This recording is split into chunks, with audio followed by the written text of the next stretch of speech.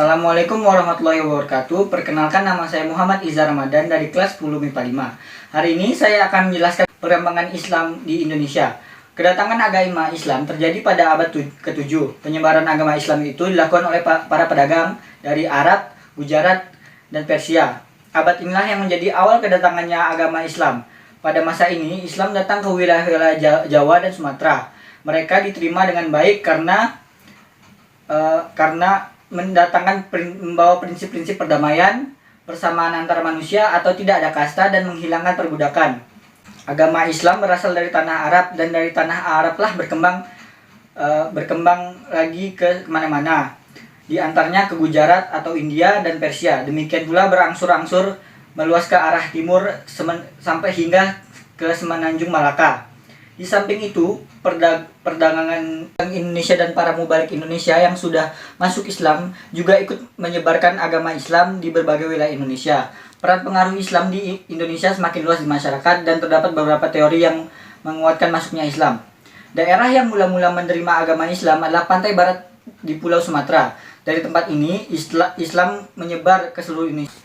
Beberapa tempat penyebarannya adalah pesisir Sumatera bagian utara di Aceh, Pariaman di Sumatera Barat, Gresik dan Tuban di Jawa Timur, Demak di Jawa Tengah, Banten di Jawa Barat, Palembang di Sumatera Selatan, Banjar di Kalimantan Selatan, Makassar di Sulawesi Selatan, Ternate, Tidore dan Baca dan Jailolo di Maluku, dan Sorong di Irian Jaya.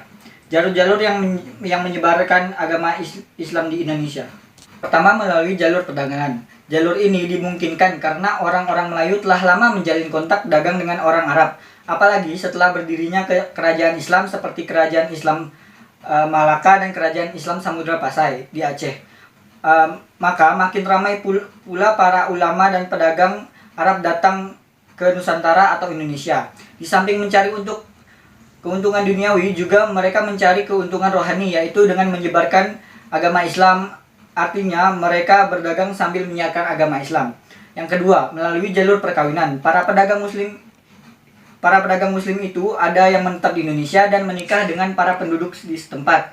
Sudah barang tentu mereka akan menjadi keluarga muslim dan penyebaran agama Islamnya yang gigih. Jalur tasawuf. Dengan tasawuf, bentuk Islam yang diajarkan kepada penduduk pribumi mempunyai persamaan dengan alam pikiran mereka yang sebelumnya mengenal agama Hindu, sehingga agama baru itu mudah dimengerti dan mudah diterima.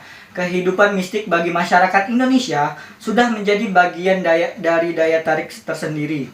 Oleh karena itu, penyebaran Islam melalui jalur saufa atau mistik ini mudah diterima karena sesuai dengan alam pikiran masyarakat Indonesia. Misalnya, menggunakan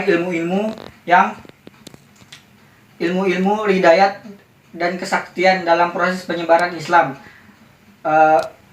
Islam penduduk setempat. Yang keempat, melalui jalur pendidikan. Pesantren merupakan salah satu lembaga pendidikan yang paling strategis dalam pengembangan Islam di Indonesia. Pada Parada Idan Mubalikya yang menyebarkan Islam di seluruh pelosok Nusantara adalah keluaran pesantren tersebut. Dan contohnya Datuk Ribandang yang mengislamkan kerajaan Gorontalo dan Kalimantan Timur adalah keluaran pesantren Sunan Giri. Santri-santri Sunan Giri menyebar ke pulau-pulau seperti Bawean, Kangean, Madura, Haruku, Ternate, hingga ke Nusa Tenggara. Dan sampai sekarang pesantren terbukti sangat strategis dalam memerankan kendali penyebaran Islam di seluruh Indonesia. Melalui jalur kesenian, penyebaran Islam melalui kesenian berupa wayang, sastra, dan berbagai kesenian lainnya. Pendekatan jalur kesenian ini dilakukan oleh para penyebar Islam seperti Wali Songo untuk menarik perhatian di kalangan masyarakat, sehingga dengan tanpa terasa mereka telah tertarik kepada ajaran-ajaran Islam, sekalipun pada awalnya mereka tertarik karena media kesenian itu. Misalnya Sunan Kalijaga adalah tokoh seniman wayang.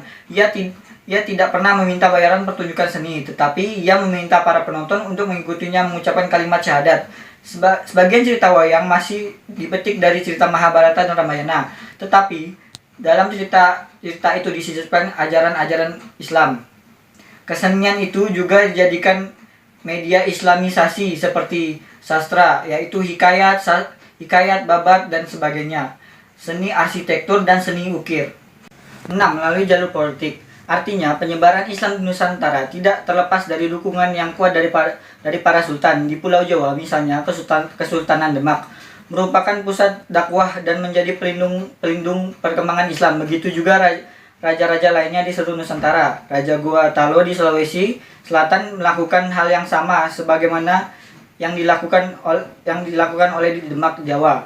Dan para sultan di seluruh Nusantara ini melakukan komunikasi bahu-membahu dan tolong-menolong dalam melindungi dakwah Islam di Nusantara. Keadaan ini menjadi cikal bakal tumbuhnya negara nasional Indonesia di masa mendatang.